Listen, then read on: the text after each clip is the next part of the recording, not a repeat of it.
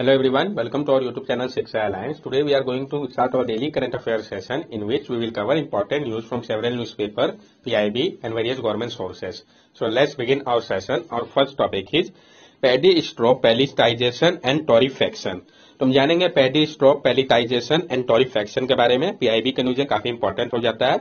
Ministry of environment, forest and climate change has release guidelines for the grant of financial support of ₹50 crore for the establishment of paddy straw pelletization and torrefaction plant.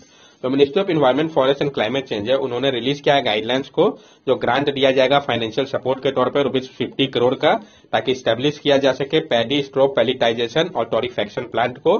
Features क्या है इस grant का? Under the scheme, the center will fund new pelletization plant. The usual cost is ₹35 lakh to a maximum of ₹20 lakh subject to capacity. इस scheme के अंतर्गत centre जो है वो फंड करेंगे न्यू पैलेटाइजेशन प्लांट को, जिसका यूजुअल कॉस्ट 35 लाख रुपीस है, मैक्सिमम ₹20 लाख रखा गया है, सब्जेक्ट है कैपेसिटी के अनुसार। Torrefaction plant usually cost ₹20 lakh is eligible for maximum funding of ₹1.4 crore. और जो टॉरिफैक्शन प्लांट है आपका, जिसका यूजुअल कॉस्ट ₹20 लाख है, वो एलिजिबल है, मैक्सिमम फंड उनको 1.4 करोड़ तक का मिल सकता है। जरूरत क्यों पड़ा इसका? Every year, over 27 million tons of paddy straw is generated in Punjab and Haryana, many of which are usually burnt, which add to the air pollution. हर एक साल क्या होता है, 27 मिलियन टन से अधिक पैडी स्ट्रॉ जो है वो जनरेट होता है पंजाब और हरियाणा पे, और इसमें से बहुत सारा बंद किया जाता है, जिसके कारण एयर पॉल्यूशन होता है। अब हम समझते हैं पैलेटाइजेशन के बारे में, फिर टॉरिफैक्शन क्या होता है इसको भी समझेंगे। Pelletization is the process of compressing और moulding a material rice straw into the shape of pellet. Pelletizing जो है ये एक प्रोसेस है जिसमें कंप्रेस किया जाता है या मोल्ड किया जाता है मटेरियल यानी राइस स्ट्रॉ को, जो शेप होता है इसका पैलेट के जैसा होता है। टॉरिफैक्शन क्या है फिर? Torrefaction is a thermal pre-treatment technology. It produces a solid biofuel product that has superior handling, miling, and co-firing capability compared to other biomass fuel. Torrefaction is costlier, but it can deliver a product whose energy content is much higher and can substitute for more coal in a power plant. जो टॉरिफैक्शन है ये एक thermal pre treatment technology है। ये produce करता है एक solid biofuel product को, जो कि सुपीरियर होता है हैंडलिंग में, माइलिंग पे, और को फायरिंग कैपेबिलिटी होता है इसका, अगर हम कंपेयर करें इसको अदर बायोमास फ्यूल के साथ। तो टॉरिफैक्शन कॉस्टलियर है, लेकिन ये डिलीवर करता है एक प्रोडक्ट को जिसका एनर्जी कंटेंट काफी हायर होता है इसके सब्स्टिट्यूट के अनुसार। मोर कोल पावर प्लांट में इसका उपयोग किया जा सकता है। बेनिफिट इसका क्या है? Paddy straw made into pellet or torrefied can be mixed along with coal in thermal power plant. This save coal as well as reduce carbon emission. जो पैडी स्ट्रॉ है, जिसको कि पैलेट या टॉरिफाइड में कन्वर्ट किया जाएगा, उसका उपयोग किया जा सकता है मिक्स करके कोल के साथ थर्मल पावर प्लांट में। इससे क्या होगा? कोयले की बचत होगी और साथ साथ कार्बन एमिशन भी कम होगा। Will reduce straw burning and improve the AQI in NCR and state like Punjab and Haryana. इससे क्या होगा? जो स्ट्रॉ बर्निंग के केसेस अभी हम हाल में हम लोगों ने देखे थे वो कम होंगे और इंप्रूव हो जाएगा AQI एनसीआर और उसके आसपास के स्टेट में, पंजाब हरियाणा जैसे स्टेट में। Employment generation and energy security, employment generate होगा और एनर्जी सिक्योरिटी होगा। नेक्स्ट टॉपिक है हमारा ISRO on next generation launch vehicle. तो इसरो के खुद के नेक्स्ट जनरेशन लॉन्च व्हीकल के बारे में हम जान ले। ISRO is developing a next generation launch vehicle NGLV intended to replace PSLV। ISRO जो है वो डेवलप कर रहा है next generation launch vehicle NGLV को, जिसका मकसद है रिप्लेस करना PSLV को। फीचर क्या होगा इसका? 3 stage reusable heavy lift vehicle. ये 3 स्टेज का रीयूजेबल हैवी लिफ्ट व्हीकल होगा। Use semi cryogenic propulsion for booster stage. ये उपयोग करेगा सेमी क्रायोजेनिक प्रोपल्शन का बूस्टर स्टेज के दौरान। 10 ton of payload capability for geostationary transfer orbit. 10 ton का पेलोड कैपेबिलिटी होगा जियो स्टेशनरी ट्रांसफर ऑर्बिट के लिए। कॉस्ट इफिशियंट होगा। Simple robust design allowing bulk manufacturing. Simple होगा, इसका डिजाइन काफी रॉबस्ट होगा, जिस कारण बल्क मैन्युफैक्चरिंग किया जा सकेगा इसका। पोटेंशियल उपयोग इसका क्या हो सकता है? लॉन्चिंग कम्युनिकेशन, यानी लॉन्च करने में कम्युनिकेशन को ये काफी मदद करेगा। डीप स्पेस मिशन में हेल्प करेगा। Future human space flight and cargo mission, जो फ्यूचर का ह्यूमन स्पेस फ्लाइट और कार्गो मिशन होगा उसमें इसका उपयोग किया जा सकता है। ISRO is intending to develop a business model for NGLV to launch commercial as well as national. ISRO intend कर रहा है कि वो डेवलप करेगा बिजनेस मॉडल को NGLV के लिए, ताकि लॉन्च किया जा सके कमर्शियल के साथ साथ नेशनल प्रोजेक्ट को। इसरो लॉन्च व्हीकल, जो इसरो का लॉन्च व्हीकल है, इस सब के बारे में हम जान ले। Satellite launch vehicle SLV, first rocket develop by ISRO for small satellite. जो इसरो का लॉन्च व्हीकल है उसमें सबसे पहला था आपका सैटेलाइट लॉन्च व्हीकल, जिसको हम SLV के नाम से भी जानते हैं। ये पहला रॉकेट था जिसको डेवलप किया गया था इसरो के द्वारा स्मॉल सैटेलाइट के लिए। Polar Satellite Launch Vehicle PSLV first launch was in 1994. It is the first Indian launch vehicle to be equipped with liquid stage. जो पोलर सैटेलाइट लॉन्च व्हीकल था, ये पहला लॉन्च इसका 1994 में किया गया था। ये पहला इंडियन लॉन्च व्हीकल था जो कि इक्विप था लिक्विड स्टेज से। Geosynchronous satellite launch vehicle GSLV, the indigenously developed cryogenic upper stage formed the third stage of DSLV Mark II। जो इंडाइजेनसली डेवलप किया गया था क्रायोजेनिक अपर स्टेज CUS को, ये फॉर्म करता है तीसरे स्टेज को GSLV Mark II का। Small satellite launch vehicle SSLV, SSLV is targeted at rising global demand for the launch of small and micro satellite। SSLV is meant to offer cost effective launch service for satellite up to 500 kg। जो small satellite launch vehicle है, ये global demand जो rise हुआ तो उसको देखते हुए तैयार किया गया ताकि लॉन्च किया जा सके स्मॉल और माइक्रो सैटेलाइट को। SSLV जो है वो मिंट करता है कि वो ऑफर करे एक कॉस्ट इफेक्टिव लॉन्च सर्विस को सैटेलाइट के लिए जिसका वजन अप टू 500 kg तक होगा। रियूजेबल रॉकेट की अगर हम बात करें, ISRO has also developed a reusable rocket called RLV-TD, reusable launch vehicle technology demonstrator, which has a successful test flight in 2016। और इसरो ने डेवलप किया है रियूजेबल रॉकेट को जिसको उसने कहा है RLV-TD, reusable launch vehicle technology demonstrator, जिसको सक्सेसफुली टेस्ट फ्लाइट कर लिया गया था 2016 के समय में ही। ISRO has proposed to create dedicated satellite for supporting agriculture under Bharat Krishi satellite program and earth observation council. ISRO ने प्रपोज किया है कि वो क्रिएट करेंगे एक डेडिकेटेड सैटेलाइट को जो कि सपोर्ट करेगा एग्रीकल्चर को भारत कृषि सैटेलाइट प्रोग्राम और अर्थ ऑब्जर्वेशन काउंसिल के अंतर्गत। A minimum of 2 satellite will be needed for the adequate coverage of the country agriculture area. Minimum 2 satellite की आवश्यकता होगी ताकि कवर किया जा सके एडिकेट एरिया को कंट्री के एग्रीकल्चर फील्ड के।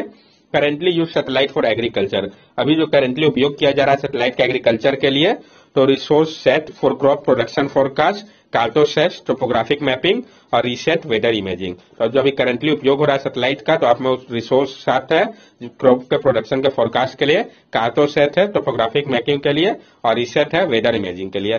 Earth Observation Council will address current deficiency like discontinuity in observation, low utilization of available remote sensing data and lack of data processing and dissemination। और जो अर्थ observation council है वो address करेंगे current deficiency को, जैसे कि जो डिसकंटिन्यूटी होता है ऑब्जर्वेशन में, low utilization available remote sensing data का और जो कमी है डाटा प्रोसेसिंग और डिसेमिनेशन का, इसको अर्थ ऑब्जर्वेशन काउंसिल जो है वो एड्रेस करने की कोशिश करेंगे। नेक्स्ट टॉपिक है हमारा ग्लोबल हंगर इंडेक्स। हम जानेंगे ग्लोबल हंगर इंडेक्स के बारे में। India ranks 107 out of 121 country under serious category on the global hunger index release by concern world wide and wealth hunger. इस रिपोर्ट को कौन रिलीज करता है ये इंपॉर्टेंट हो जाता है और इसमें इंडिया का रैंक क्या है ये भी। तो इंडिया का रैंक जो है 107 है आउट ऑफ 121 कंट्री में। इंडिया को सीरियस कैटेगरी पर रखा गया है ग्लोबल हंगर इंडेक्स पे, जिसको रिलीज किया गया है concern world wide and wealth life hunger के द्वारा। इसके पहले इंडिया का रैंक जो था 101 था 2021 में, मतलब इंडिया का जो रैंक है वो और ज्यादा डिटोरिएट हुआ है। Concerned Worldwide is an international humanitarian organization dedicated to tackling poverty and suffering in the world poorest country। जो कंसर्न वर्ल्ड वाइड है ये एक इंटरनेशनल ह्यूमैनिटेरियन ऑर्गेनाइजेशन है जो कि डेडिकेटेड है टैकल करने के लिए पॉवर्टी को, सफरिंग को वर्ल्ड के पुअरेस्ट कंट्री पे।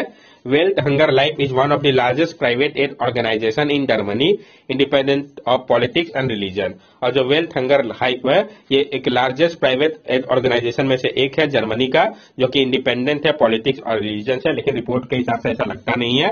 ग्लोबली हम डाटा को देखते हैं, the stagnant process against hunger has largely stagnant in recent year. जो प्रोग्रेस है हंगर के खिलाफ लार्जली ज्यादातर स्टैग्नेंट है रिसेंट ईयर में।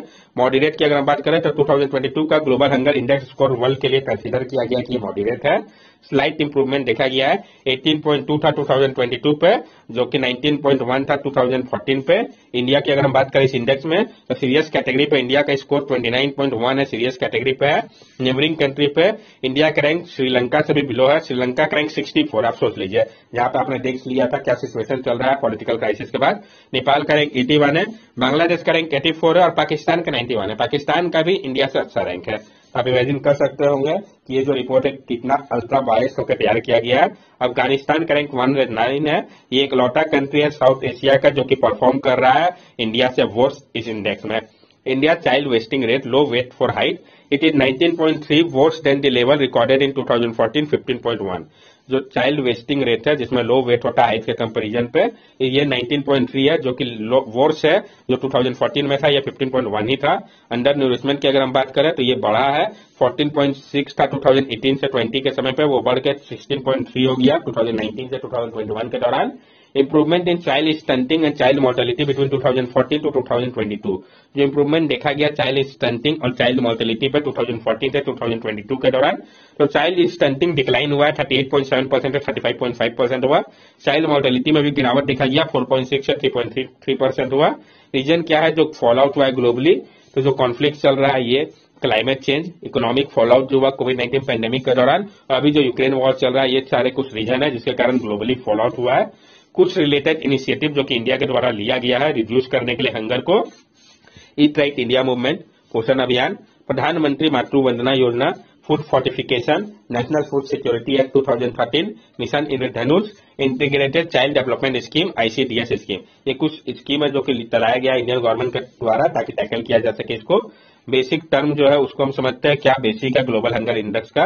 तो ग्लोबल हंगर इंडेक्स स्कोर को कैलकुलेट किया जाता है 100 पॉइंट स्केल पे। ये रिफ्लेक्ट करता है सिवियरिटी को हंगर का। 0 का मतलब है बेस स्कोर यानी कोई भी हंगर नहीं है, और 100 का मतलब है वर्स। हर एक साल global hunger index score use करते हैं डाटा को 5 ईयर पीरियड का। 2022 का ग्लोबल हंगर स्कोर जो है इसको कैलकुलेट किया गया है, जो डाटा था आपका 2017 से 2021 का, उसके ऊपर इंडिकेटर क्या है इसका, इनएडिक्वेट फूड सप्लाई का 1/3 वेटेज है, under nourishment, child under nutrition 1/3 weightage है, चाइल्ड स्टंटिंग 1/6 वेटेज है, चाइल्ड वेस्टिंग 1/6 और under 5 child mortality 1/3। Important definition जो है जो टर्म्स है उसको हम समझते हैं। तो child mortality rate under 5 mortality rate, it refers to the probability of dying between birth and exactly 5 year of age express per 1000 live birth. तो जो चाइल्ड मोर्टेलिटी रेट है अंडर 5 मोर्टेलिटी रेट, जैसा कि नाम बता रहा है, तो ये रिफर करता है जो प्रोबेबिलिटी है जो डाई होता है बर्थ से एक्जैक्टली 5 ईयर ऑफ एज के दौरान, जिसको एक्सप्रेस किया जाता है पर 1000 लाइव बर्थ के साथ। Stunting is defined as low height for age. It is the result of chronic or recurrent undernutrition. जो स्टंटिंग है इसको डिफाइन किया गया है लो हाइट उसके एज के अनुसार। ये रिजल्ट है क्रोनिक या रिकरेंट अंडर न्यूट्रिशन के कारण होता है। अंडर न्यूट्रिशन क्या है? It is a measure of proportion of the population facing chronic deficiency of dietary energy intake. ये एक मेजर है प्रोपोर्शन जो पॉपुलेशन का जो कि फेस कर रहा है क्रोनिक डिफिशियंसी को डाइटरी एनर्जी इनटेक का। चाइल्ड वेस्टिंग क्या है? Wasting refer to children whose weight is low for their height. जो वेस्टिंग है वो रिफर करता है चिल्ड्रन का जिनका वजन जो है वो लो है उनके हाइट के अनुसार, तो उसको चाइल्ड वेस्टिंग कहते हैं। नेक्स्ट टॉपिक है हमारा लीगल राइट टू नेचर। जो लीगल राइट नेचर को प्रोवाइड किया गया इसके बारे में हम जानेंगे। तो जो वर्ल्ड फाइट कर रहा है क्लाइमेट चेंज को लेके और जो एक्सप्लॉयटेशन किया जा रहा है नेचर का, कंट्रीज जैसे कि इक्वाडोर, बोलिविया और न्यूजीलैंड ने लीगल राइट दिया है नेचुरल इंटाइटिस को। तो कौन कौन से कंट्री ने दिया ये इंपॉर्टेंट हो जाता है, इक्वाडोर, बोलिविया, न्यूजीलैंड। क्या सिग्निफिकेंस है लीगल राइट देने का? Giving legal right to entities, flora, fauna, river, ecosystem and landscape, it's crucial to building meaningful human environment relationship and bringing ethical conduct to the field. जो legal right दिया गया entities, flora, fauna, river, ecosystem, landscape को, ये काफी important है build करने के लिए एक मीनिंगफुल ह्यूमन एनवायरमेंट रिलेशनशिप को और लाने के लिए एथिकल कंडक्ट को ग्राउंड लेवल पे। Ensure ethical conduct in the bio age, ये जरूरी है कि इंश्योर किया जाए एथिकल कंडक्ट को बायो एज के दौरान। Bio age is refer to an era of increase integration of biotechnology in human life such as genetically modified organism, engineering of genes to enhance disease resistant genes, editing etc. जो bio age है इसको refer किया गया है कि एक ईरा है जिसमें इंक्रीज इंटीग्रेशन हुआ है बायोटेक्नोलॉजी का ह्यूमन लाइफ पे, जैसे कि जेनेटिकली मॉडिफाइड ऑर्गेनिज्म हो गया, इंजीनियरिंग ऑफ जीन्स हो गया, ताकि इनहेंस किया जा सके डिजीज रेजिस्टेंस को और जीन एडिटिंग को। रिकॉग्नाइज करते हुए राइट को लीगली ये मदद करेगा इंश्योर करने में एथिकल यूज को फ्लोरा और फोना का। स्टेप जो कि लिया गया इक्वाडोर में पहले हम देखते हैं, ये पहला कंट्री था वर्ल्ड का जिसने रिकॉग्नाइज किया था अधिकार को नेचर का 2008 में। तो पहला कंट्री कौन था? इक्वाडोर था। इसने tropical forest, island, river, air, legal right सब दिया एक्जिस्ट फ्लोरिस को। अप्रैल 2022 पे इक्वाडोर जो था वो पहला कंट्री था जिसने लीगल राइट दिया इंडिविजुअल वाइल्ड एनिमल को भी। वाइल्ड स्पीसीज और जो इंडिविजुअल है उनके पास राइट है feast, capture, collect, traffic, gift, traffic, marketed और एक्सचेंज उनका नहीं करने के लिए। बोलिविया की अगर हम बात करें, Bolivia granted all nature right equal to that of human in 2011। Bolivia ने ग्रांट किया सारा ह्यूमन राइट को जो कि इक्वल था ह्यूमन के जैसा 2011 पे। इक्वाडोर ने 2008 में किया था। इसने स्टैब्लिश किया law of the right of mother earth का, जो रिडिफाइन करता है मदर अर्थ को एक इंडिविजुअल कम्युनिटी के तौर पर सारे लिविंग सिस्टम के लिए, लिविंग ऑर्गेनिज्म के लिए। वो इंटर रिलेटेड, इंटरडिपेंडेंट और कम्प्लीमेंट्री है जो कि शेयर करते हैं कॉमन डेस्टिनी को। न्यूजीलैंड का जो वांगोनी रिवर है ये पहला वर्ल्ड का जिसको लीगल स्टेटस दिया गया था। इंडिया का अब हम देख लेते हैं। तो इंडिया में आर्टिकल 51A क्लॉज जी के अंतर्गत it is the fundamental duty of every citizen to protect wildlife and have compassion for all living creature. Article 51A clause G के अंतर्गत ये फंडामेंटल ड्यूटी हर एक सिटीजन का कि वो प्रोटेक्ट करे वाइल्ड लाइफ को और कंपैशन दे सारे लिविंग क्रिएचर को। उत्तराखंड हाईकोर्ट ने 2017 में रिवर गंगा को ग्रांट किया था लॉन्गेस्ट ट्रिब्यूटरी के तौर पर, यमुना का लीगल राइट दिया था कि इसको प्रोटेक्ट किया जाएगा, नहीं हार्म किया जाएगा। लेकिन सुप्रीम कोर्ट ने इसमें स्टे लगा दिया बहुत सारे लीगल और एडमिनिस्ट्रेटिव इश्यू को देखते हुए और कहा कि ये अनसस्टेनेबल है। वाइल्ड लाइफ प्रोटेक्शन एक्ट जो है 1972 का और क्रुएल्टी टू एनिमल एक्ट 1960 का ये रिकॉग्नाइज नहीं करता है एनिमल को एक इंडिविजुअल लिविंग इंटाइटीज के तौर पे।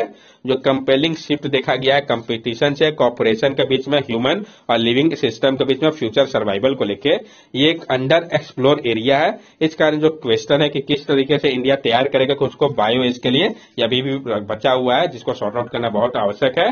That's all for daily current affair session. अगर आपको हमारी वीडियो अच्छी लगी हो तो हमारे चैनल सब्सक्राइब करें, हमारे वीडियो को लाइक करें और ज्यादा से ज्यादा शेयर करें। These are our social media link. From here also you can stay connected with us and give us your valuable feedback. Thank you and have a nice day.